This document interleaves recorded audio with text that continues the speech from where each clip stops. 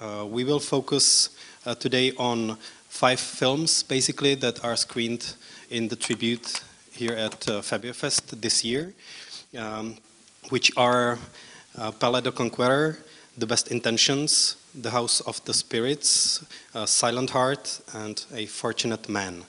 And I suppose this talk is going to be a lot about storytelling, and I've prepared several questions, but I would like to encourage also you to ask. So if you will feel a need, then just raise your hand or give us a sign and ask during the talk, or we will leave some space in the end of this talk so you can add any other topic that you feel an urge to ask about. And maybe let's start with this storytelling cluster of questions. And so the first question might be, in those 5 films I've just named, is there a film that is more personal to you than others? Because I would maybe dare to say that you prefer some third-person point of view in many of your films. Even this said, is there anything more personal regarding topics in these 5 films for you? Maybe you can say that Pele the Conqueror and also the last one, Fortunate Man, are closer to something I've experienced myself, because it is about father-son relationship, which was important for me to tell the story about, where you can say that Pele the Conqueror is a story about a father-son relationship that is beautiful, where the father shows so much love to his son, and where the son, how he grows up, and by all this affection he got from the love of the father. Where opposite in Fortunate Man, it's more about a son who does not get any love from his father, and therefore he suffers from lack of love the rest of his life. And it has to do with the fact that when I was a child, when I was 7, my mother died, and I was left alone with my father, who was a quite stern man. And I kind of escaped into a fantasy world that became the way for me to survive. And in this fantasy world, I had all these fantasy figures. I started to create stories between the figures, and in a kind of development, you know, the story, the continuity, and therefore it was a way for me to understand something about the world in order to have these figures, to have these fantasy figures. And therefore it was important for me when I was older to do films about the father-son relationship. And there is also a strong motive of father-son relationship in The Best Intentions, we might say. That's true. I forgot that, but that's true. Yeah. And many of my films are actually also family stories, because I like stories about families, because I think families are very, very interesting from the perspective that there are so much expectations in families, how expectation from both sides, and there's this huge generation difference, and it's always a great subject matter for drama. And because in families, I mean, as children, that's where how we is created as human beings, that's where it all starts. 4 of these 5 films that are screened at Febiofest are adaptations, which is also a kind of red line in your work through many years. And could you tell us if there's any like method for you for adapting? I mean, even like technically, you read the book, you like it, you think of filming the book, so you start to take many notes, you start to draw some timelines or diagrams, or you start to write your own story and you are just going back to the book, checking, fact-checking, researching. How does it work? First of all, most of the film have done are not based on literature. Many people say this, but it's not true. But anyway, I've done a lot of adaptations, and it always starts with, if I read a lot, I love to read books, and most of the time I just think, leave it as a novel, hope no director will ever touch this novel. But sometimes I come across novels that I feel there's something here that could be a base for a good film. And then the whole process starts. I start to think about it, and of course also there's a whole right issue. I have to make sure that the rights are available for so we can start to think about it, making a film about it. And once I get the right to the novel, then it is really about dare to be. You have to be unfaithful in order to be faithful to a novel, otherwise it doesn't work. You do have to forget about the fame of the novel, otherwise it will just be illustrated literature. And in that process, you have to make a decision which story in the story do you want to tell, what is the premises of the story, and everything that doesn't prove that premises, you have to exclude it. And then you come down to the storyline that you think would work for a screenplay. And of course, there will be a lot of situations that you cannot. I don't know if you have seen A Fortunate Man. Have you still seen this film? If you haven't seen, there will be a chance tonight at Febiofest. But could you show us who have already seen A Fortunate Man?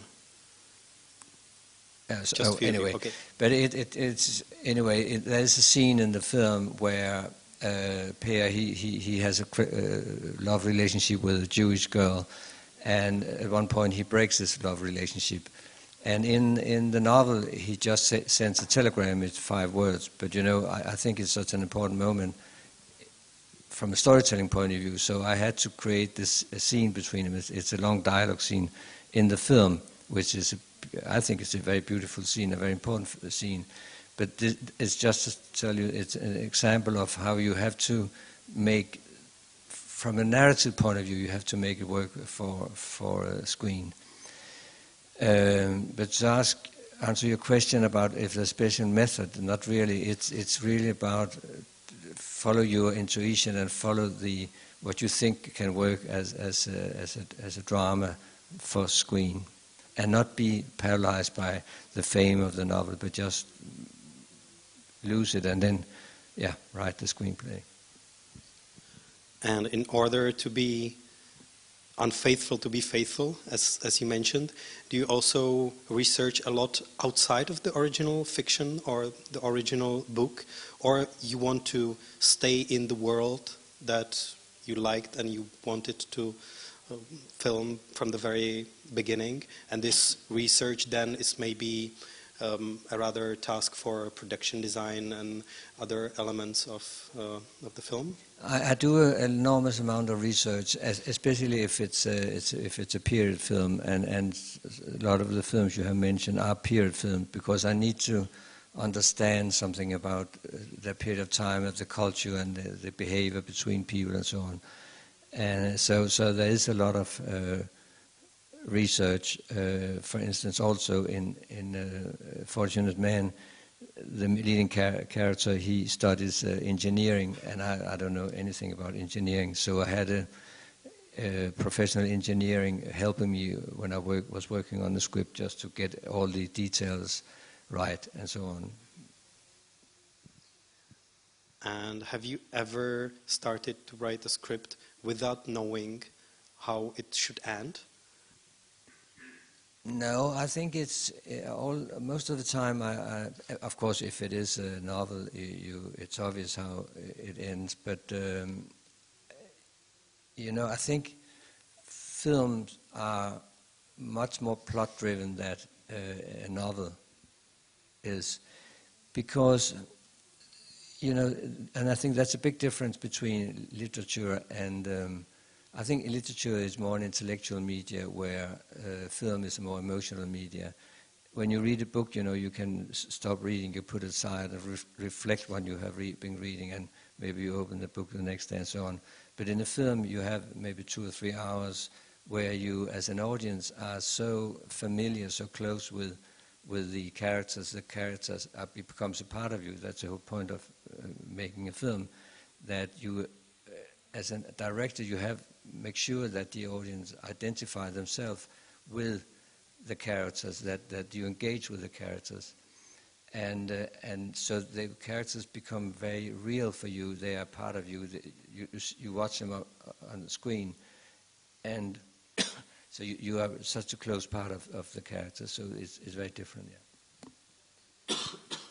And this statement that film is more emotional medium than literature, at the same time means that in the construction it's very rational, but in the relationship to the audience, how audience relates to what it sees, that's the emotional part, right? It is, because I think it's really all about engaging. If you have something you want to tell, whatever it is, let's say Pelle the Conqueror, it's this love story between a father and son, but you have to engage with the two characters in order to follow them. You want to live and die with them. If you can build that feeling up in the audience, then you somehow succeed, and that's also how you create the drama. And I lost what was your question? About this rational work for emotions. Yes, and I'm not sure what you're asking. Okay, maybe let's show it on some example. Yeah. The film is outside of this 5 that is screened here, but 55 Steps is a film that is basically completely based on 2 very different characters. We might say it's yin and yang or something like that, and that's a point from where you start. Like this is the dynamics of the film. 2 ladies that are completely different, and their ideas of life crash or collapse together somehow. Yes, it's true. I made a film called 55 Steps. It's based on a true story about a patient in a mental hospital. She had disease when meningitis when she was 12. So emotionally, she's still like she's 12 years old. And in the story, she's about 40. She's played by Helena Bonham Carter, but she's overdosed with medicine. She's in hospital, and in order to get out of her medicine, she hires a professional lawyer, a female lawyer, trying to help her out of this medicine.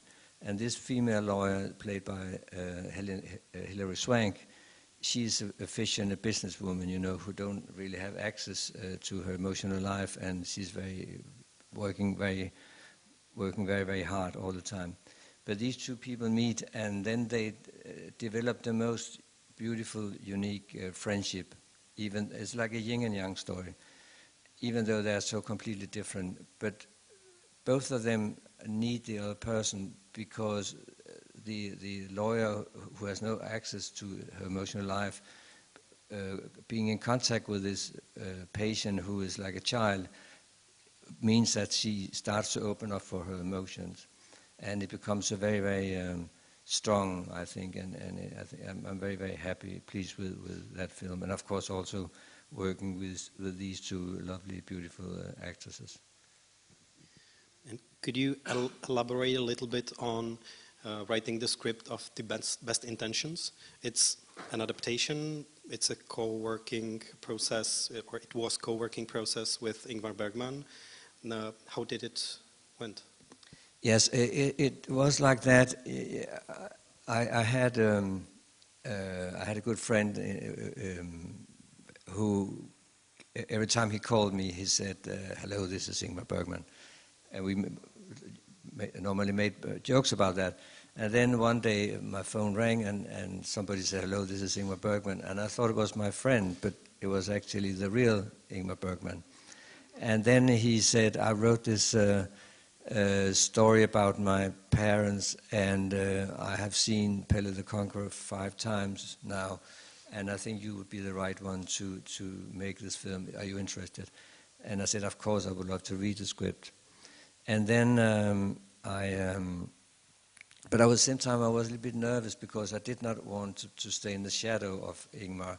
And also, I was afraid if he was too dominating in the process, I could not do my work. So anyway, I went to Stockholm to meet Ingmar Bergman, and the first thing he said was, I've directed more than 50 films myself. I know something about the integrity of a director. I'm the screenwriter here, you're the director, it's your film. And he kept his words. He also said, I have only one demand, and that is this actress Pernilla should play my mother. And then I understood he was deeply in love with her because he was working with her at the same time on A Doll's House and the theater, and he just adored this actress. Then I met Pernilla, and I fell in love with her, and Ingmar was so furious with me for a long time, for a period of time. And he ignored Pernilla during the rehearsal of, it was very bad, during the rehearsal of A Doll's House. But that's what happened. But anyway, it was fantastic to work with Ingmar Bergman. And then I spent 2 months on his island. He lived on a small island called Forø.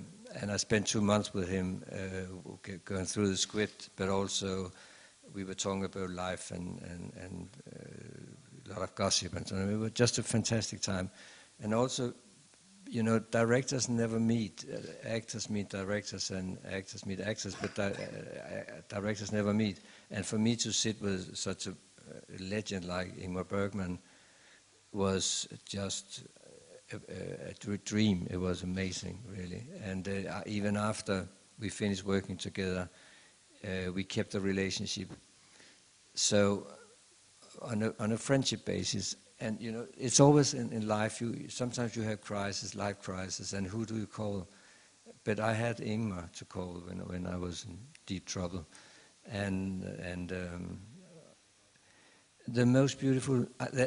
The most beautiful thing was that a week before he died, he was very ill. A week before he died, he called Pernilla, and he said, "I want to speak to Bille." And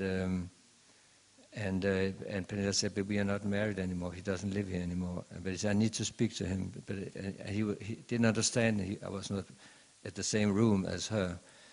And then he said, "But I just saw Best Intention again. I just wanted to thank him again." And that was very touching for me.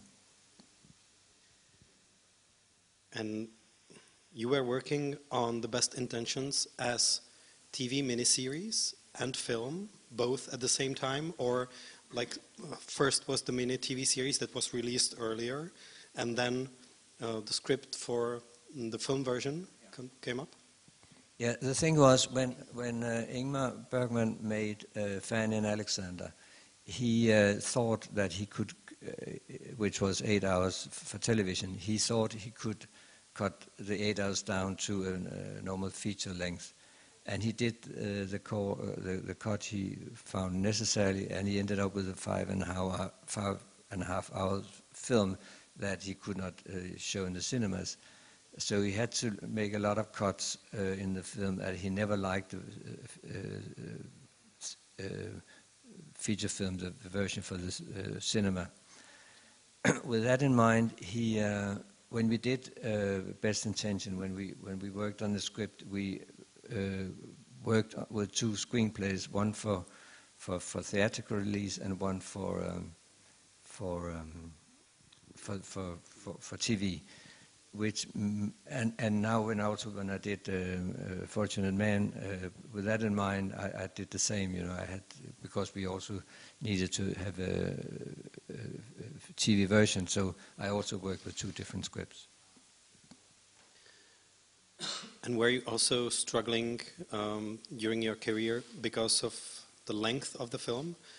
Several of your films are 2.5 hours, even more. was that a problem for producers? Was that a problem for you, for the feeling this might still work in cinemas, this is maybe too long, even though it works for me? No, I don't think, I mean, a 3 hours film can work beautifully. I don't have a problem with that. I think even a short film can feel very long. So it depends on how you structure the film, how good the film is. And I've never had any complaints about the length of the film. It was a problem in the old days where the cinemas only have one theater, you know. But nowadays, when you have multiplexes theaters, they can screen the film different. The audience are used to film not necessarily starting 7 o'clock. It can start all kind of hours, so it's not a problem anymore. One might say that A Fortunate Man, your newest film that is screened here, is about a character that is very strong and very determined, we might say, of what he's willing to do, but at the same time he's kind of lost in what he really wants or struggles with his identity, let's say.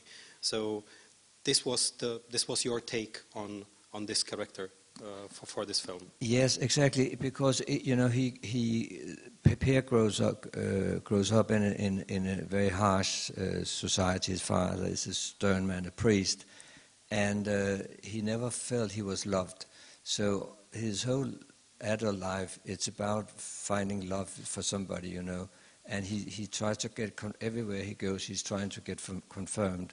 He's a genius and he's a very smart guy, and he's very good at manipulating with people, but he's not able to love himself. So it's all about finding confirmation about himself to an extent where he finally in his life he feels he has done so many, he's been harming so many people that the only way he can reconcile with with his past is to isolate himself and live in a lonely life. It's a very sad conclusion, but it's the only truth for him.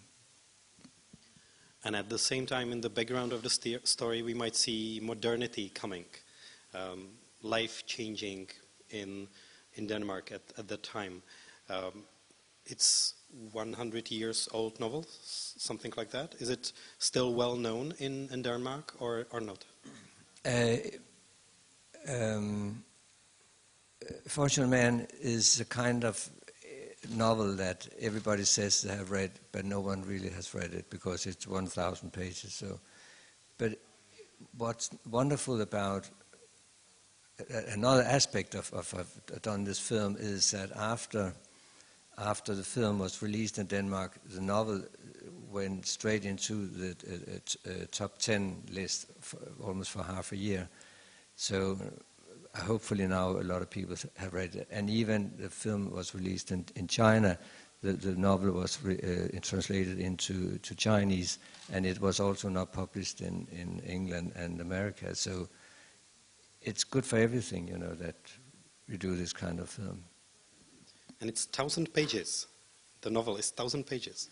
So that's also a kind of adaptation to cut down all the material and really like to find the central storyline, and everything else needs to stay out. Yes, it was a challenge. It also was, you know, I was thinking for many years to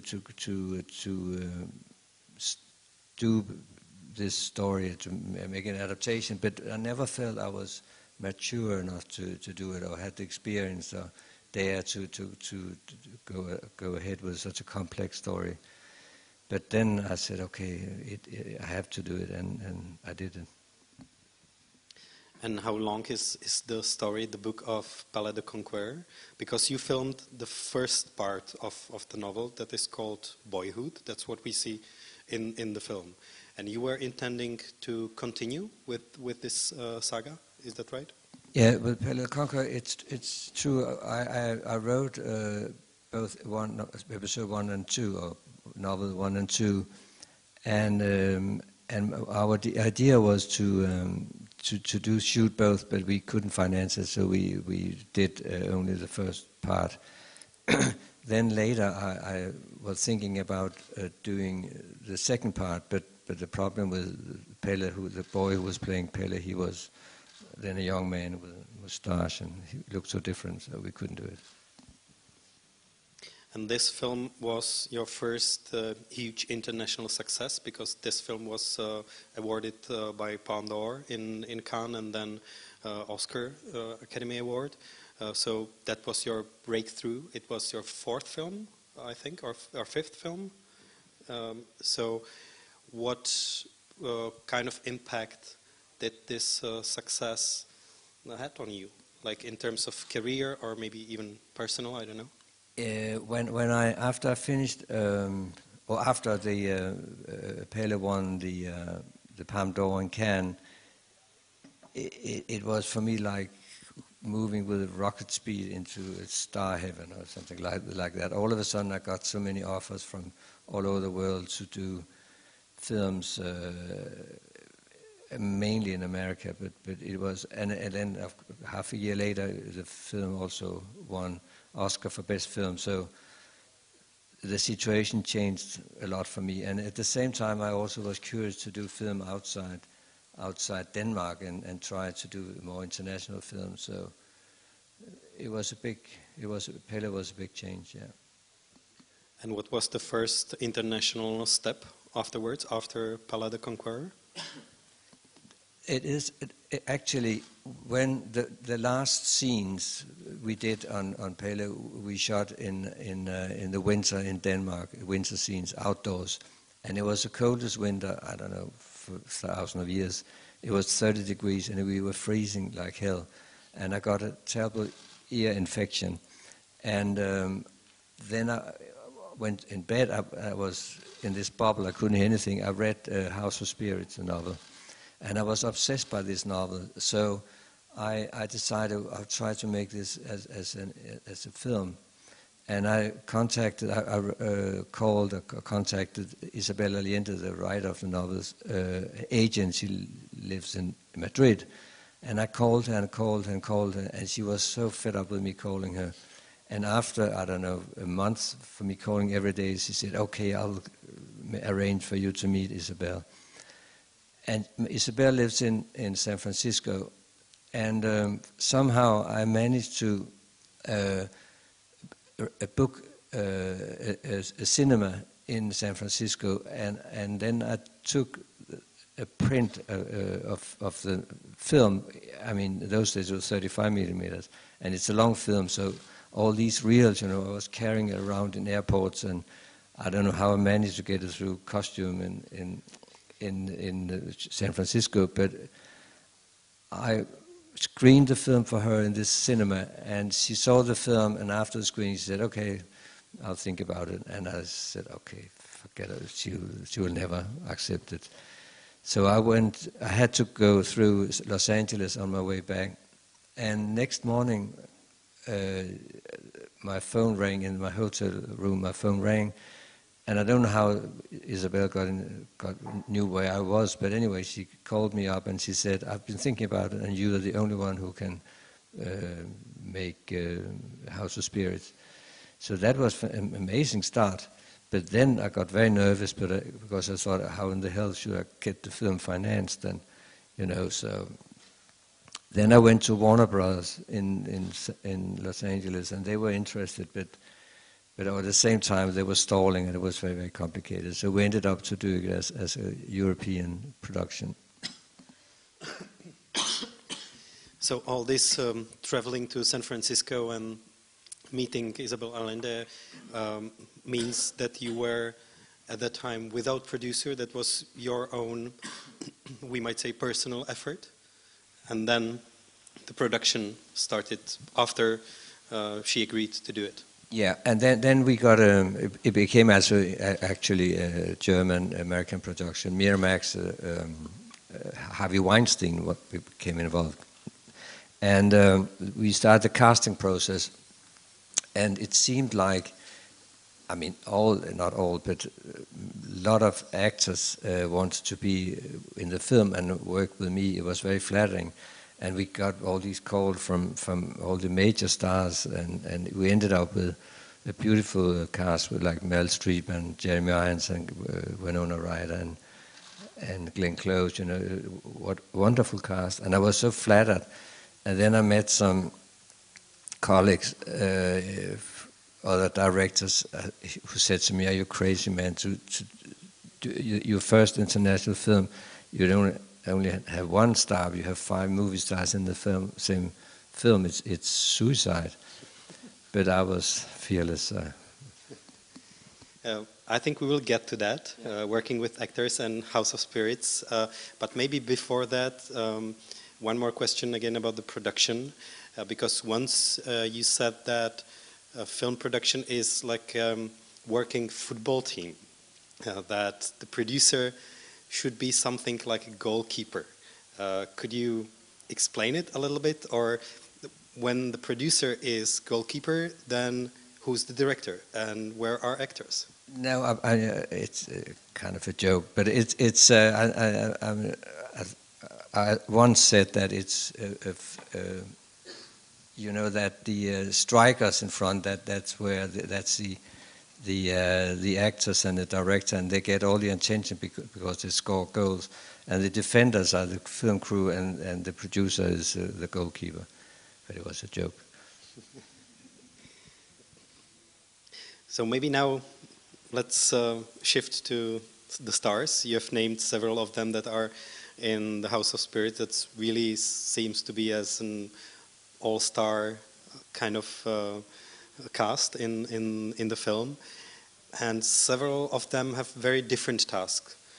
The Glenn Close's character is maybe even a bit lunatic character. Several of the characters, or few of these characters, don't speak throughout their lives in some parts.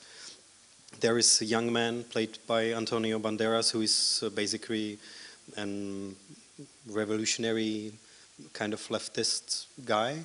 There are very different styles of acting, I would say. Were you rehearsing together, or everyone was separated and they met shortly before the shooting started, or how did this went on? Normally I never rehearse. Normally I do a lot of readings, and what we did on House of Spirits was that we, because actors came from Europe and from United States, but we met in London for a week, all the actors and I and the producer also. And we just sat in a room and we were reading the script, and we made changes, and we discussed the characters and the background, and we came together kind of. We also had a dialogue coach with us because we had to find a common accent for different actors because they came from different part of the world. The film we shot in English, obviously. But we had to find a common accent, so yeah. So we spent this time together, and then we shot the whole. We were supposed to shoot the film first in Chile because that's where the story takes place. But because of the complication with the military and so on, we couldn't shoot it there. Then we went to Argentina. But because of the dramatic change of the currency, we couldn't insure the film. So we ended up in Portugal, which was a lovely place to shoot the film. And so all the actors and the crew, and so we went to Portugal a week before we started shooting, and we again were reading the script, and then we just shot the film.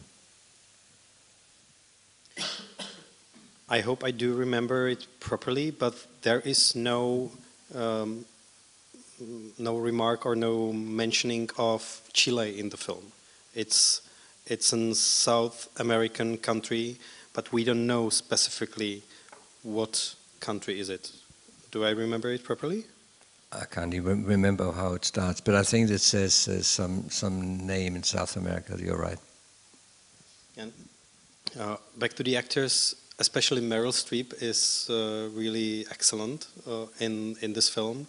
Was there anything specific about creating the character? You both co-worked on it? No, Meryl Streep is such a lovely actress, and we had a great time together. And you know, she's so professional, and once you agreed what her character is, and what the character's background, and the history and the psychology of the character, and her relationship to the other characters in the story, then she just stays with that. But at the same time, then Meryl Streep, she has something else, you know. She gives, and that everything she's doing, she always gives her, without being too much Meryl Streep, but she gives us another dimension, and I think that's why she's such a unique actress. And were there any actors, not only on this film but throughout your career, that disappointed you, even though there were maybe big names? There has been a couple, but I can't talk about it. I suppose Jeremy Irons is not one of them, because you came back to cooperation with him after many years. It was not only The House of Spirits, but then again Nitrate to Lisbon. And in The House of Spirits, he plays very stubborn, very tough character, very tough father. Again, this like father-daughter relationship, especially, comes back here in this film, and he needs to be probably masked a lot because the film is in several decades takes place. Was it any kind of, I don't know, problem or issue for you, like changing the actor with loads of makeup and masking, or it's not an issue for you? No, I think it was more.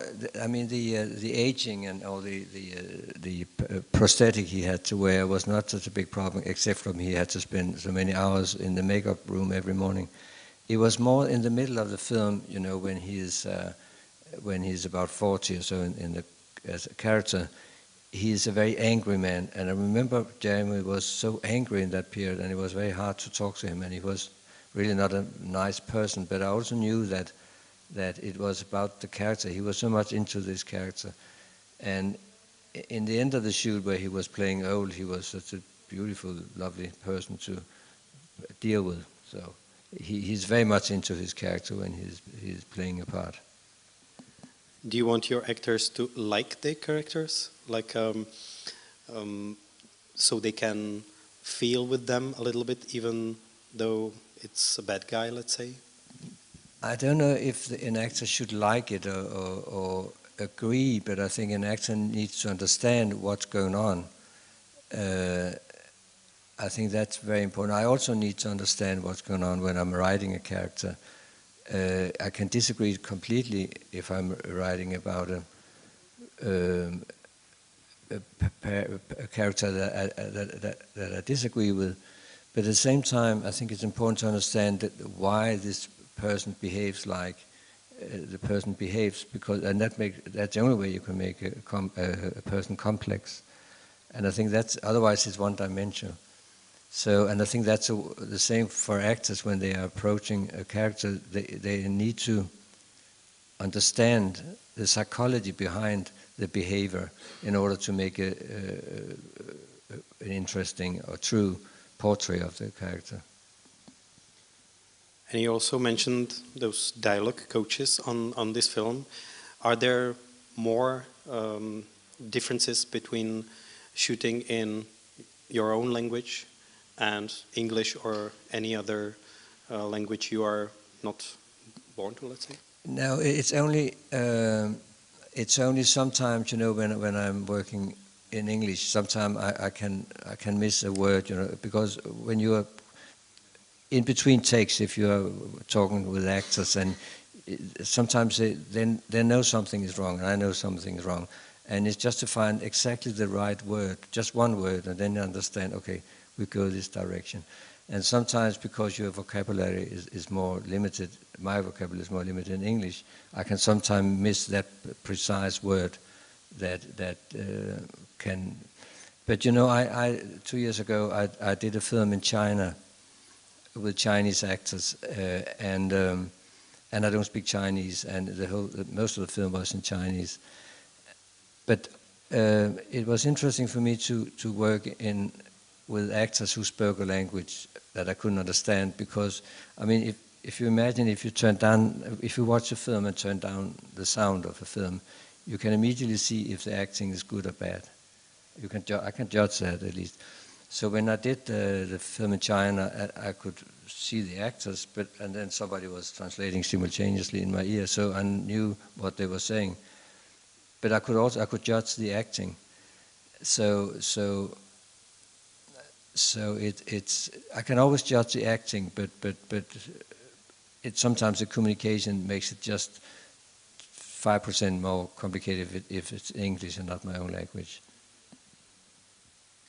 In several of your famous films, these key characters are observed during a longer course of time, several decades, let's say, or from childhood till death, or three generations meet at some point in the film.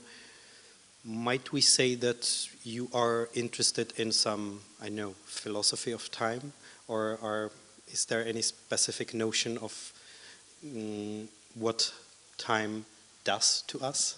I think it's more to give it a complexity of human being. You know, why do we behave like we do? What is behind it? And I think if you're telling a story about a certain period of time, then you have the possibility to go deeper into the details of what colors our life. What is it? Why do we behave like we behave?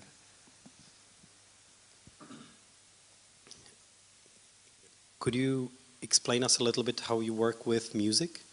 There is Hans Zimmer music in one of your films. There are several more composers throughout your career. And is there any specific use of music, or do you want to highlight emotions or tension in some specific points of the movie? Because you use especially classical music a lot, or we might say a lot, yeah. So yes, what's your relationship to film music? I tend to say that I don't like film music, but at the same time I also think it's important. But the music is there to stimulate the emotions and can add another dimension to whatever you want to tell in the scene. But it has to be completely organic because you know when I'm working with actors, I'm normally trying to be quite subtle, trying to be very find an honesty or find a purity in the acting. And if the music then is too dominating or too overdoing the motion in the scene, then it destroys the pure acting. So it has to fit. The music has to stimulate whatever the scene is trying to tell. I work with a lot of different composers, and it's a very interesting process. I also work with composers that came up with stuff that didn't work for the film, so we moved on to somebody else. But I like film music, but it has to be subtle and has to stimulate whatever we are trying to tell.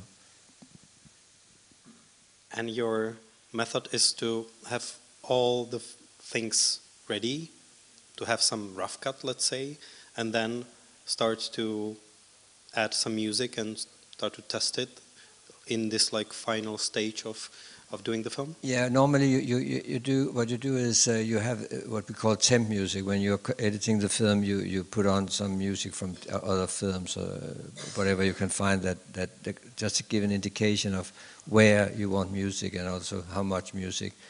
Also because music can decide the length of a scene. If you have great music, you will maybe have the scenes longer and so on.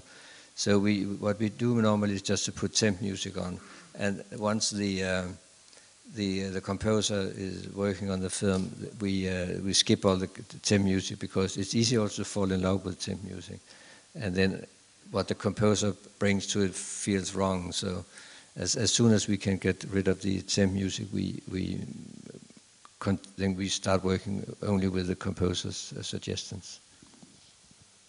When I was watching A Fortunate Man, I was thinking in some moments about romantic paintings. Was that a source of inspiration for you? Yes, I'm glad you say it, because I think A Fortunate Man visually is very beautiful. It looks like the photography looks like beautiful paintings, and we spend a lot of time shooting in the right light of daylight and not daylight, but dawn and dusk and all. I love this kind of light to make it to seduce the audience. I like to seduce the audience in a way to think this is something beautiful. But under this beauty, there is some drama. I like that contradiction. I like to beneath, because if the image is also indicates there's a drama, then you don't have that conflict between the image and the action, the story, and the. So I like that. I think the contradiction in the beauty and this drama underneath gives a certain drama that adds to the tension. I learned it actually from Stanley Kubrick. You know, most of his films were very, very beautiful, but at the same time they were very, very dramatic. That conflict, inner conflict in the storytelling, I think is very, very interesting.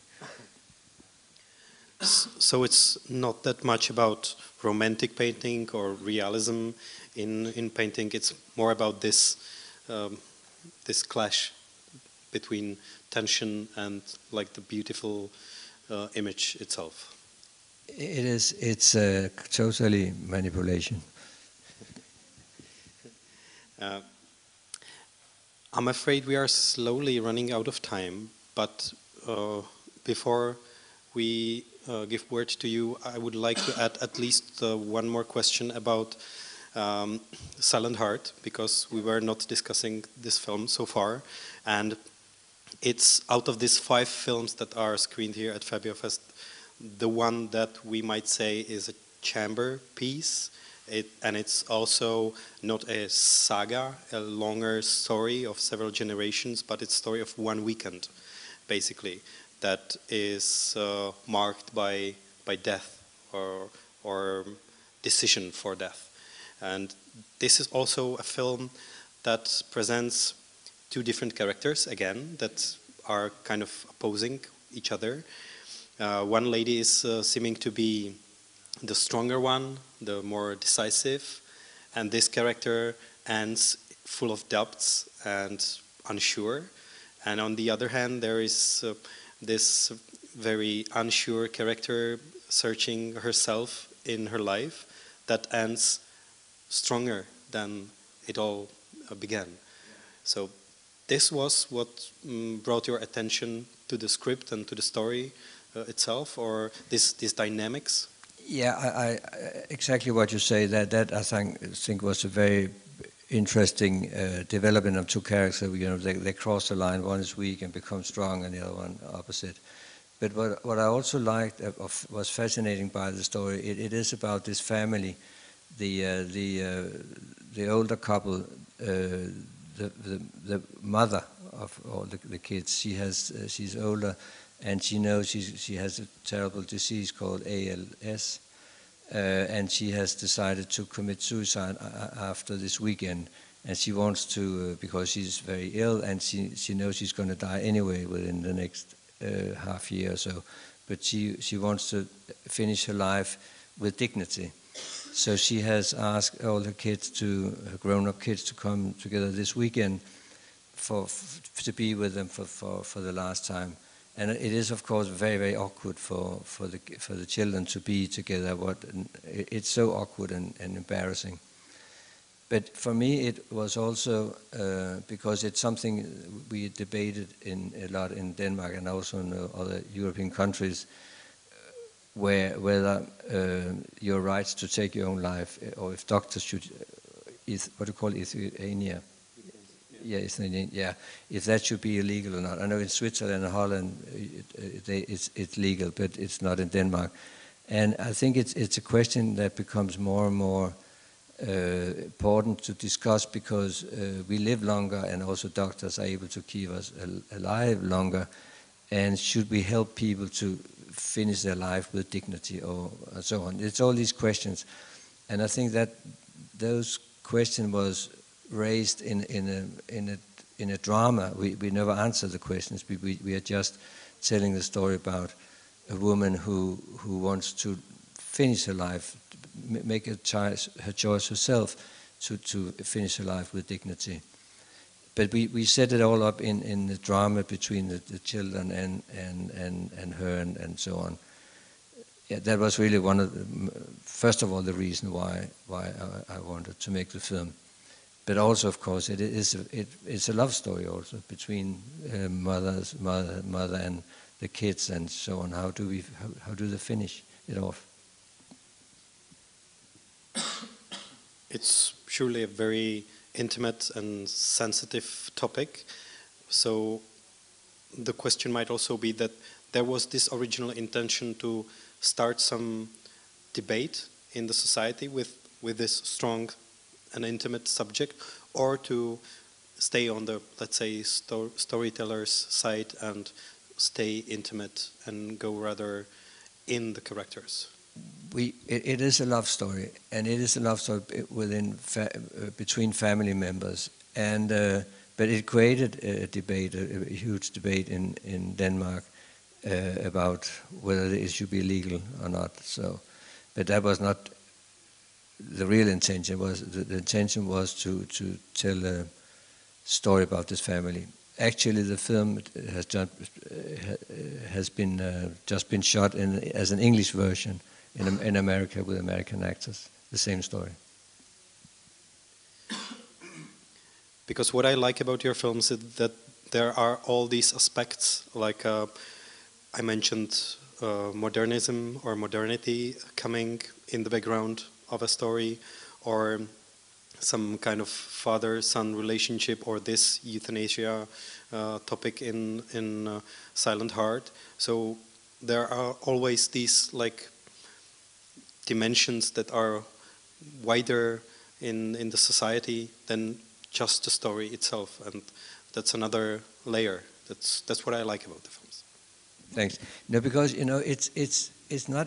it's easy to create dramas. I mean, that's story mechanics. It's easy to make obstacles, and easy to have one point going from A to B and then find some obstacles. And that's, I mean, I've been offered a lot of action films or thrillers or this kind of film. And I just, first of all, I don't see the drama. For me, the drama is in the relationship between people, and there has to be some kind of depth into it. Otherwise, I don't feel it's true. I don't feel it's true drama. So again, storytelling that's the easiest part, to create a story, have a plot, and then the characters moving towards that plot. But it's about the depth in the character, to open up secret doors into secret rooms in the human heart. That's what I find interesting. And does it mean that this approach of yours alienates you to genre cinema or not? I've tried. I once did a film called Smilla Sense of Snow, and it was a very wonderful book, a Danish book, and it was a thriller. And I tried so hard, my God, to make it work. But I just realized thrillers are not my thing. I just don't know how to do it. And but I was working, and we also had a lot of script problems. So we actually spent, it was an English-speaking production, we spent like $2 million just trying with different screenwriters to get the script right. And I thought, okay, the script is not ready yet, but when I get the actors, I can make it work somehow. And it didn't really work, so I thought, okay, in the editing I can make it work. And then it didn't really work, so I thought when the music comes on, we probably work, but it never worked. So So get the script right from the beginning. That's what I learned. Okay, now it's time for your questions. So we welcome any kind of, not only to those 5 films, just please wait for the microphone that will be going around. Jiří, if you can bring, yeah, or we can start over there. Okay, I'm so sorry for my poor English, but I'm trying. Mr. August, what is the importance of the Swedish tennis player? I think you know, Bjorn Borg, in the large number of good filmmakers in Denmark.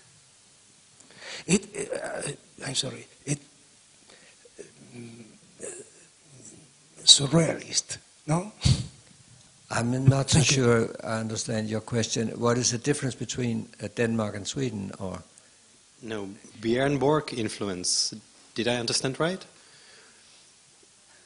Bjorn Borg influence on Swedish and Danish cinema? The importance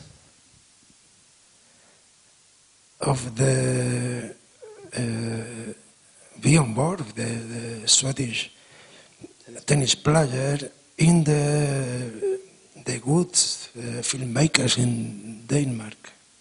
I think, if I understand you right, you know, because there's a phenomenon called the Bjorn Borg effect, which was when Bjorn Borg started to play tennis. It meant that there was a lot of great tennis players in Sweden after him that started to play tennis. And somebody has once asked me the same question, because of the success I've had, if it has influenced other directors in Denmark. But I can't answer that question. I hope so, but I don't know. There was another question here. Tady jsme měli další otázku. Dobrý den, já to zkusím teda česky. Tak nejprve chci zmínit, že během diskuze byl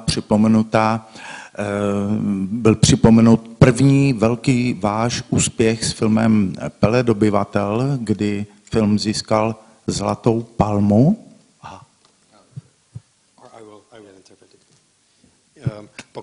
Pokračujte, já přetlumočím potom. Dobře, takže Zlatá palma, Pele dobyvatel, ale vy jste výjimečný tvůrce, vy jste rekordman a máte doslova palmovou zahrádku. Vy jste těch palem získal rekordní počet. Takže se chci zeptat, jak jste přijímal tu poslední, jestli jste měl také z toho radost, nebo už jste to přijímal jako mechanicky téměř. Potom bych se rád zeptal během vašeho povídání. Já vás možná zastavím, aby jsme to oddělili a abych to i zvládl.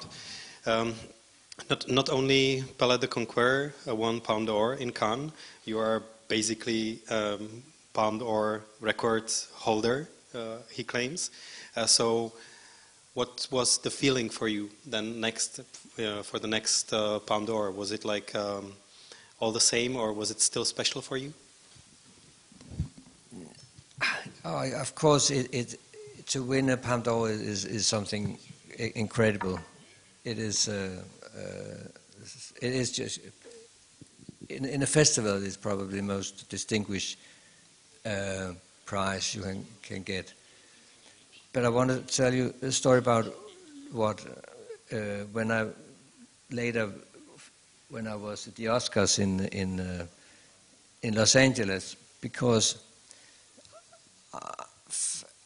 first of all I came straight from Argentina, because I thought we were going to do House of Spirits. So I arrived in the morning and I was so exhausted I didn't sleep on the plane the whole night. Anyway, we went to the Oscars, and during the Oscar show, I started to figure out who was going to win the Oscars, because there was a cameraman, you know, with a handheld camera, and he had some kind of intercom to somebody. And every time somebody had to go on stage, he was standing in front of this person. So all of a sudden, this guy, when it was the category was I was nominated. This guy, this cameraman, he was standing in front of me and zooming in on my face, and I thought, oh my God, I have to go up there. And of course, my name was announced, and I had prepared quite a good speech, I think. But on the way to the podium, I completely forgot about my speech. So my speech was extremely short. But yeah. And second question. Dobře, já bych se ještě zeptal na jednu věc. Vy tady při tom povídání vypadáte velice spokojeně, všechny problémy jako byste překonal během realizace, ale stalo se někdy, že jste se dostal do úzkých, a pokud ano, u koho jste hledal jakoby pomoc, a popřípadě byla to třeba Pernilla? Bavíte se o filmu s ní? Now during the talk you look very like satisfied and calm and like a balanced person. Like every problem was left behind during the production. Was there a case that there was still the problem, and who was the one you turned to for help when this problem was in the end of the production? And perhaps was it for some time Pernilla August? When I had big problems in my life, it was actually Ingmar Bergman, as I said before. He was just a great, great person to talk to. Actually, normally we would speak on the phone every Saturday, 2 o'clock, not 5 to 2 or 5 past 2, but exactly 2 o'clock. That Ingmar was a time fascist, as he called himself. So I miss him a lot. But of course there are tons of problems shooting a movie, because it is about, I don't know, make 1,000 decisions per day. That you have to make so many decisions, but you have to. But I think if you are well prepared, and if you are prepared with the actors, and the actors know exactly what you are doing, and then they come prepared in the morning, and I think if I know I'm going to do a complicated scene with an actor, I speak to this actor a lot about it, and the day before we do the scene, I normally take this actor to the new location, and we go to the location, and I would show the actor the location just to make the actors feel safe and secure and give them self-confidence. And then the next day when we do the scene, then I take very much care of this actor, and I would always start with a close-up 8 o'clock in the morning with this actor, because I know that then this actor can only do it once. I'll do a lot of takes, but it's normally the first take, because the preparation has been so detailed, and that's the only way, I think, for me at least, you can do these few seconds of magic that the actors can perform, that this actor can never ever do again. It has to do with the way you're building up the moment. And I think working with actors, it's like you're stepping into a room, a space where no one else is allowed, but it's about this atmosphere you're creating that only belongs to the film you're doing. And the great thing about creating these few seconds of magic is that the camera is there. The camera is witnessing what is going on, and eventually, in the movie theaters, the audience will witness these moments of magic, and that is for me the biggest reward, much bigger than any Oscar or Palme d'Or or anything. That's what that's what's important. Ještě, jestli můžu jenom kratičký dotaz, vy jste tady zmínil filmy Stanleyho Kubricka, takže dotaz, kolik filmů zhlédnete takhle v kinech a který film vás zaujal v poslední době? Děkuji. Do you see many films nowadays, and what film interested you during last years or last period of time? I'm so fortunate that I'm a member of the European Film Academy and also the American Film Academy, so I get all these DVDs and I see as many films as possible. And in between there are some great films, really. And but most of the time I read books. So we got time for probably last question. Okay, first of all, I want to really thank you for this interview. It was really amazing that you really shared with us your thoughts and this information. But I have kind of common question, like if you have ever thought about doing something else rather than directing and filmmaking in general, or if you have ever regretted about doing that? No, not really. As I said before, you know, when I grew up, when I was a child, I lived in this fantasy world, and I had all these stories. I mean, I was creating, I had these fantasy figures, and the way I put them in order and made a continuity, it was a story. It was for me to understand something about the world. And still, every film I'm doing is an investigation. It's for me trying to understand just a little bit about the world we are living in, why human beings are behaved like they behave. That's why I'm doing what I'm doing, and it's so much fun. It's such a privilege, and as long as somebody's willing to pay for what I'm doing, as long as the audience wants to see it, I will continue. I hope one day, if I'm starting to make bad films, that somebody will tell me. And but so far, I was in Portugal doing this film, and then I met a Portuguese director. I forgot his name. Maybe you know him. He was 103 years old, and he was Manuel de Oliveira. Exactly, that's him. And he was preparing his new film, and I find it very, very inspiring, thinking about what I should do the next 30 years. Okay, thank you very much for coming to Prague. Thank you for your films and your retrospective here at Febiofest, and thanks a lot for this masterclass. Thanks for coming. Bille Augustem.